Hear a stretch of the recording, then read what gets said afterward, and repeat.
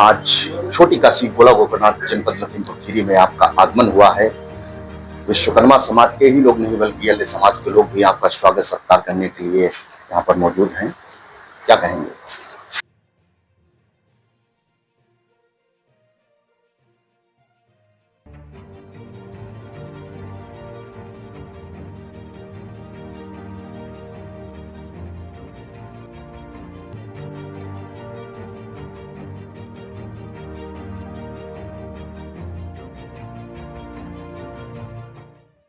हमारा इधर का भ्रमण है।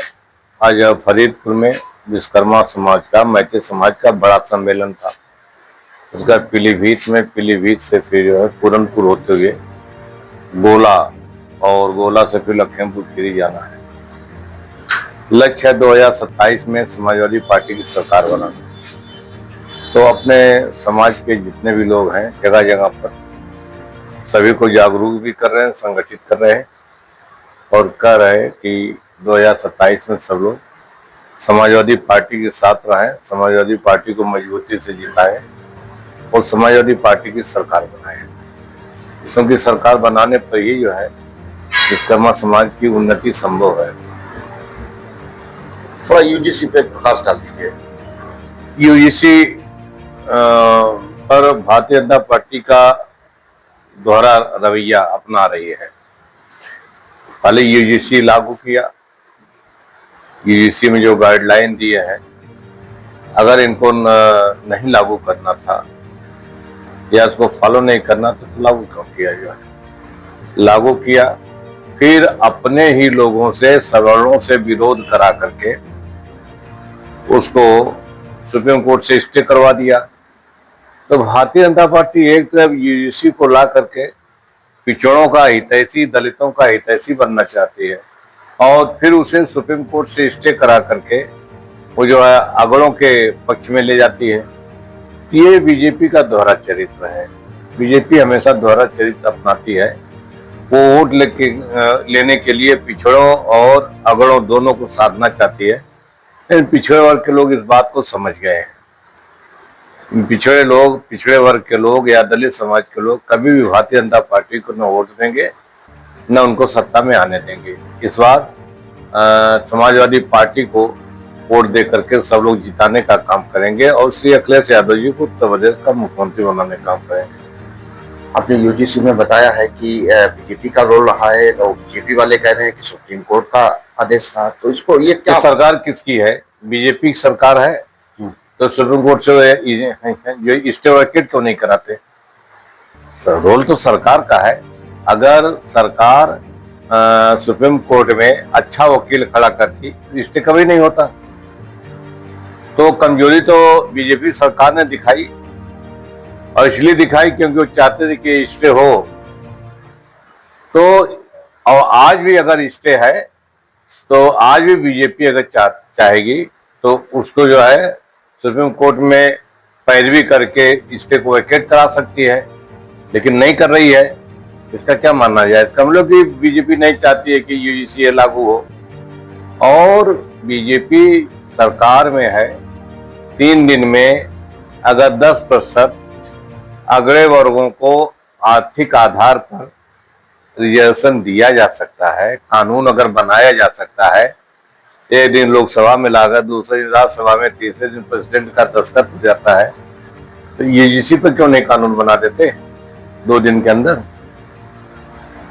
तो बीजेपी के पास तो तमाम रास्ते हैं, सरकार में है, जब चाहे तब कर सकते हैं, लेकिन करना नहीं चाहते हैं। केवल पिछड़ों का हितैषी होने का ढोंग दिखाते हैं।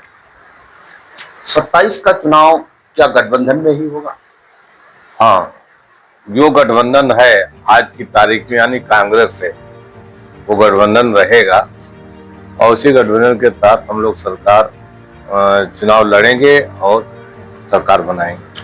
बीजेपी वालों का कहना है कि देखिए, ईरान और अमेरिका का युद्ध चल रहा है और जो अफवाहें हैं एलपीजी को लेकर के, तो कहीं ना कहीं देखिए ईरान भी दबा हुआ है इंडिया से।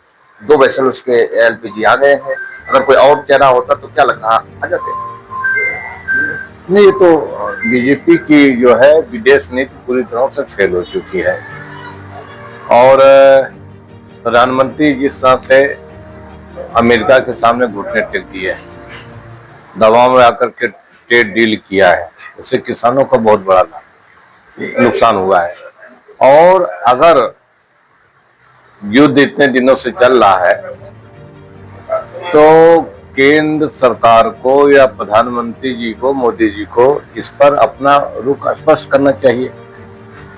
आग जो है अगर एलपीजी गैस की शॉर्टेज है तो केंद्र सरकार की वजह से है। आपको बेहतर इंतजाम करना चाहिए था, क्योंकि शॉर्टेज आपको मालूम होना चाहिए कि शॉर्टेज हो सकती है, तेल की भी शॉर्टेज हो सकती है। आपको इसके लिए पहले से तैयार रहना चाहिए ना, उसका इंतजाम करना चाहिए। तो ये बीजेपी समस्या लाती भी है और फिर समस्या को जो हल भी करती है।